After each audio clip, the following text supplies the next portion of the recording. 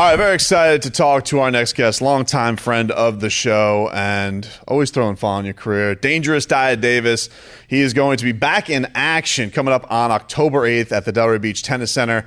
I'm very excited to hear that you're back, man. Congratulations on the comeback fight, and welcome back to the show. Thank you very much, man. It's always a pleasure. It's been a long time coming. We've been doing this for a long time, several interviews together, and here we are after a 5.5-year layoff. My return back to the ring, October 8th. Looking forward to it. Natural question, why the comeback? What got the itch going? That is a good question. I've been working and sparring with some of my members at my gym at the Boca Boxing District. And, some of those guys are just like, Coach, you still got it. Why aren't you still competing? And I'm like, you know what? That's a good question. When I left the sport, I was 36 years old, frustrated, just kind of waiting amongst the top 10, trying to get a fight that made sense. And I would get calls all the time. I would always accept the fights, and guys would constantly turn me down. So, you know what? I had one fight scheduled in 2017. The fight fell apart. I kind of wiped my hands and never looked back. I said, you know what? It's time to start focusing on life after boxing. And that's what I did. I opened up a gym. Thank God it's been successful since 2019 and constantly growing and bigger and better things in the future. How much hesitancy was there just in your own mind of it? Because you did, you opened up a great gym. It's an awesome facility. It's, featured over the UFC, and you have all these people in town, all these clientele and all that type of stuff. How much did you wrestle with, all right, I'm going to break away from that and still do something that I have an itch for? To be honest with you, I haven't kind of broken away. I'm still doing it. As you can see, I'm here at American Top Team. I'm still working with the fighters. Still a businessman, still working with my private clientele. But I found a way to make it all work. I'm very passionate about this sport. I've been driven. I kind of left on a little bit of a sour note because I still wanted to compete, but I couldn't get the fights that I wanted. Yeah. So, when I wiped my hands with it, it was still in my heart. So, once I got the call about the show in Delray on October 8th, I said, let me give it one more go. How'd you link up? Why was this the particular promotion that just felt right? I've gone to a couple of shows there. It's really nice to see in Delray. It's a beautiful downtown. It's an open, tennis center. So it's a very cool facility to watch fights. What made this the place that you want to make your comeback for? So I went to their show in January, and Joseph is a former client of mine, owner of the Delray Beach Boxing Gym in Delray. And I was very impressed with the way the show was put together. It was a very grand, amazing local show. And I said, you know what? I wouldn't mind fighting at an event like this, So I mentioned that to him in passing, and he was like, all right, I'm going to hold you to that. And sure enough, 8 months later, he hit me up. He's like, hey, man, we got a show coming up in October, and I'd like to, feature you on it. So as far as I know, I believe I'm the co-headliner, the co-main event on the event. So looking forward to it. All right, so what is it like, 5.5 years out? You're always staying fit. Obviously, you're in fitness, you're around fighters and all that. But, did you feel a level of difference actually tuning up for competition? Did that feel any different revamping it? Did it feel like riding a bike, kind of getting right back to it? What's it like being back in a camp? Well, I will say it wasn't like getting back on a bike. I've been active throughout my retirement, working with fighters. So I'm not completely off the couch. But being in camp it's a little bit different, getting the level of sparring that I've been getting, just the constant grind, waking up in the morning, getting up for my runs, having to be back on a schedule again. So that has been the only hard adjustment. Is there a particular thing about camp that just sucks the most? You're like, man, I did not miss this at all. I'll say the morning runs. Oh man, I don't miss that. But it took me some time to get acclimated and to say, why you're doing this. You're getting ready for competition, so there's no time to slack here. Get your ass up. How is there any part of you, man? This is I think this is the first time you're gonna fight as a dad. Is there any party that's kind of cool? Does your son know what this is like? And obviously, I've seen him in the cradle at the gym, so Right. he's been around it his whole life. But is it cool to kind of see, oh, Daddy's doing this now? Like, Yeah, is you there know, any point of I that? don't think he quite understands just yet. You know, he's 3.5 years old, so he's not there at the understanding that, you know, Daddy's getting ready to compete. But, you know, he's seen me do it in the gym a bunch of times. He's seen me hit the bag. He's actually seen me spar. And he's shown some concern, like, during sparring. He's like, wait, what's going on? Like, why are they hitting each other? But he's not at this age where I thought he would be a little bit more excited about boxing. He's not so much into it just yet. Like, he likes other sports. He likes soccer. He likes basketball. He seemingly likes a little football. So, yeah, we'll see. I'm not going to push him in the direction of boxing. I do want him to learn how to defend himself. Yeah. But, yeah, so we'll see. Have you, because you had, I mean, everybody knows what your relationship with your dad was so special, and you guys were tied together. Remember him, like, I think you told me the story about how, like, what weight are you going to be at, like, Right. and all that type of stuff. So, do you ever think about that, like the lineage and passing that kind of stuff down, just even if he doesn't do it for professionally, just like is it something that you feel like you'd love to have him just know the piece of your family's history? Absolutely. But, you know, that's one thing, like, my dad never pushed with me either. He kind of just let me find my own ground. And, like, from the age of 10 to, I don't know, 17, like, my thing was basketball. I had no interest in boxing at all, like, zero. And, you know, like, I remember, like, as a teenager, you know, adults saying, like, man, you know, your dad was in the Olympics and your dad was in the pros and he did very well there. Like, why don't you want to box? And I'm just like, I'm going to the NBA. Like, forget what y'all talking about. You know, it wasn't until I got into college my first year where I just realized, like, okay, my hoop dream's out the window. I had to get a job. You know, I had to fend for myself. And, you know, at that point, a couple of years went by, and it was the fight between Lennox Lewis and Vitaly Klitschko that kind of gave me the motivation to be like, I think I can do this now. And, you know, when I called my dad and told him I wanted to box, I was 22. I was 228 pounds. And, you know, I thought I was going to compete at heavyweight. And he was like, son, you know, you're 6'1", like 228. You don't belong there, number one. And told me I needed to lose weight. If I was serious about this, then this is what I needed to do. So I lost 45 pounds in 4 months. And the rest is history.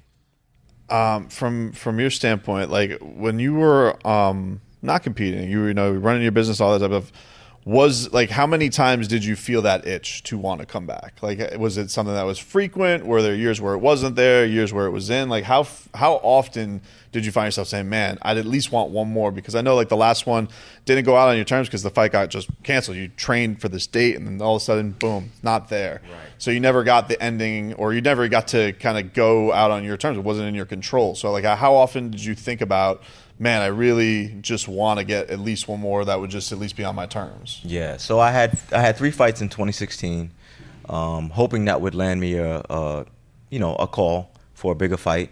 That didn't happen. So we had a fight scheduled in 2017. It was actually here in September of 2017 at the Coconut Creek Casino, and it fell apart 3 days before the event. I remember that. And you know, I was just like a few pounds away from making weight. You know, I'm in the ring, sauna suit, shadowing, you know, keeping the lights, fight week. So not really trying to expend myself too much. It's fight week, so it's just tapering down and making weight. That's it. And as I'm getting out of the ring to glove up, Elvis Crespo, who was my advisor at the time, was like, look, dude, I just got a call. The fight's off. It's not happening. And I took off sauna suit, clothes, shoes, everything was all damp, wet, sweaty. I said, you know what? F this. I'm done with boxing. You know, the bigger fights weren't coming, and I felt like I was still kind of being avoided. Even at the age of 36, like, I couldn't get the fights that I wanted. So I just wiped my hands with it, and really, in my mind, I was like, I'm never going to look back. But, you know, watching fights on TV, watching guys in my weight class at the time, super middleweight, I always felt like, man, I can still do this. I can still do this. I can still do this. But I was like, I think my time is done here. It's time to focus on, you know, business. And that's what I did. You know, I've been successful doing that, but the itch has still been there. And, you know, going to shows and watching fights, it's there. So the flames have been reignited. What are the other nerves, like anything like that, or is there any apprehension about it, or like is just all excitement? It's all excitement. Like, I feel good about it. My wife, she wasn't happy about it at first. She's like, she likes to constantly remind me of my age. You're 41 now. What do you think you can do? These guys are young, and people get hurt in this sport. I'm like, honey, I understood that when I was 22 entering the game. Like, nothing changes. Like, I respect my offense just as much as my defense, or vice versa. And I'll do my best not to get hurt. And I'm sure that was the end of the conversation. Yeah. And she was like, "Look, I'm sure like any marriage, that was it. Was no, just a one-time thing. It wasn't the end. It went on and on. But she says, look, if this is something that you need to get out of your system, then go for it. Like, I'm with you, I support you, and I got your back 100%. And that's what I needed to hear. Yeah, for sure. Yeah. You guys can catch Dyah. He's going to be fighting October 8th at the Delray Beach Tennis Center. We're doing this at American Top Team. Your guy, Dustin Poirier, he's got a pretty big fight coming up against Michael Chandler. These fights are kind of like his playpen. Like anybody, if it's a slugger versus a slugger, and he seems to have an unbelievable ability to outslug the most dangerous sluggers. What is you as his coach? I know you've told me in the past you always would like Dustin to do it a little bit easier because he's that sick of a boxer, but this one does seem just made for chaos. What are your thoughts on this fight getting put together and his outlook on it? Dude, I like this fight for him, and I told him that even before the fight had a potential to get made or to get matched. Like he was like, he wanted to fight Nate. I said, man, I like Chandler for you, man. Really? I said, yeah, I like Chandler for you. I think you beat him easily.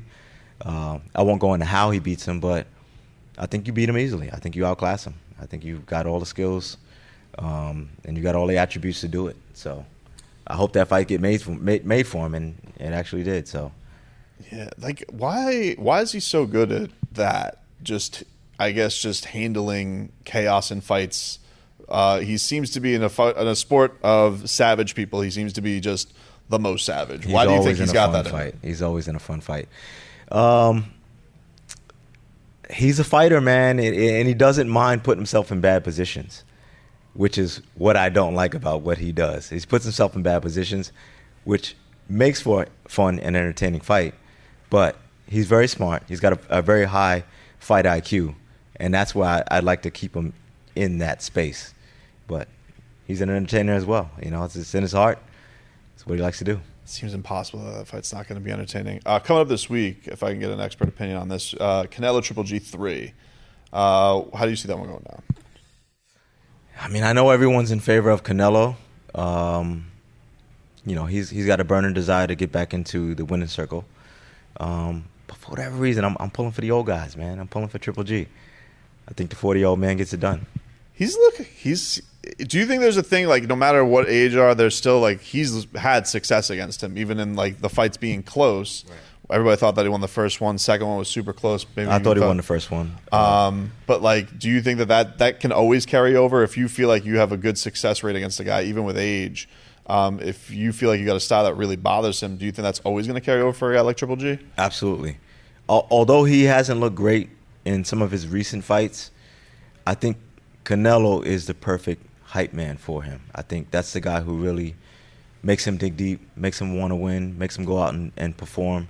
And I think, with the trilogy, I think, Triple G didn't get the first nod. So I think he goes out there and tries to prove and make a statement. What kind of statement do you want to make? Other than just, obviously, you want to get this in your system and out of your system or whatever, but, like, you want to get the fight under your belt.